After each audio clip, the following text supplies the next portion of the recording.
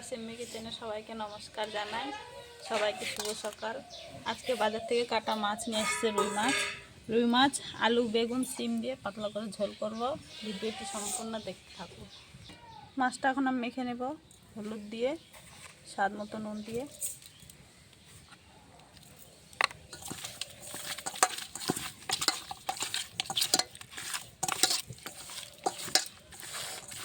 কড়াইতে দিয়ে দিচ্ছি সর্ষের তেল, গরম হয়ে গেছে। হলুদ নুন মেখে রাখা মাছ দিয়ে দেবো।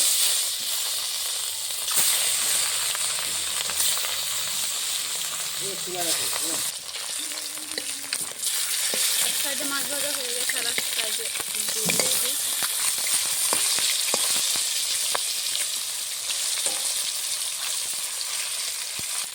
মাছগুলো ভাজা হয়ে গেছে লাল লাল করে, এখন নামিয়ে নেব।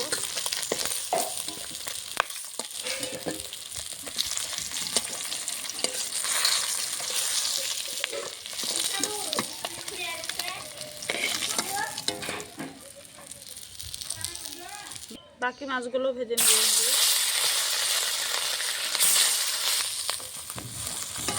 বাকি মাছগুলো লাল লাল করে ভেজে নিয়েছি। আলুটা ভেজে নেব আগে।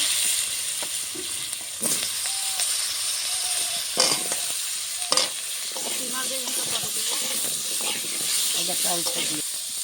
আলুর মধ্যে দিয়ে দেবো স্বাদ মতো নুন, একটু হলুদ গুঁড়ো।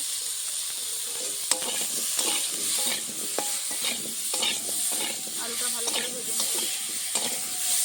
আলুটা লাল লাল করে ভেজে নিয়েছি। এখন দিয়ে দেবো বেগুন আর সিম কেটে ধুয়ে রাখা।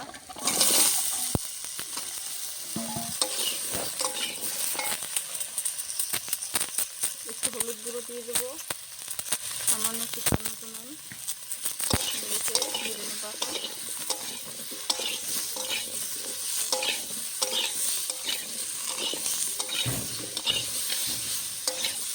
আলু বেগুন সিমটা আমি ভালো করে লাল লাল করে ভেজে নিয়েছি। এখন নামিয়ে নেব।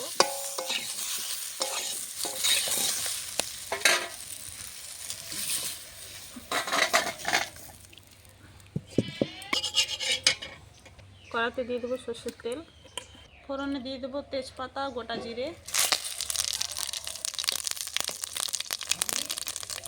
দিয়ে দেবো আদা কাঁচা লঙ্কা একসঙ্গে বাটা,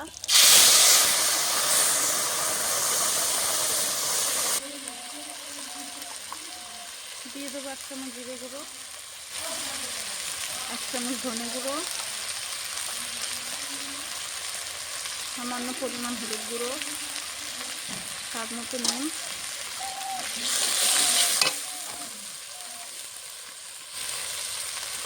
1 চামচ লঙ্কা গুঁড়ো। এখন মশলাটা ভালো করে কষিয়ে নেব। সামান্য একটু জল দেব।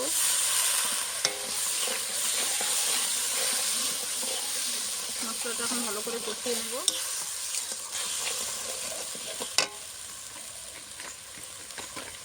মশলাটা কষিয়ে নিয়েছি। এখন ভেজে রাখা সবজিগুলো দিয়ে দেবো।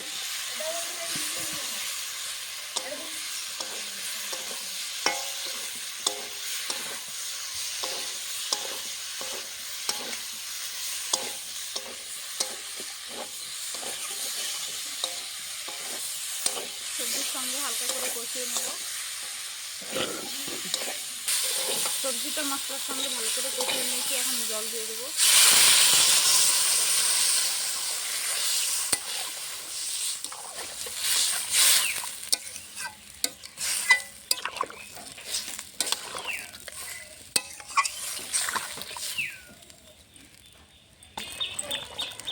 ঝোলটা ফুটে উঠেছে, আলুটাও সেদ্ধ হয়ে গেছে।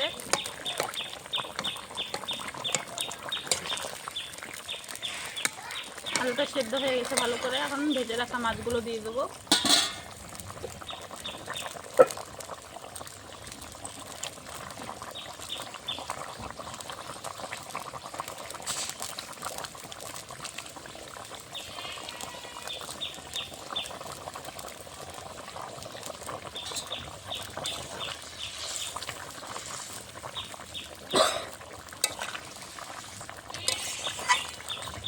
আলু একটু ফুটবে, তারপরে নামিয়ে নেব জিরে বাটা দিয়ে।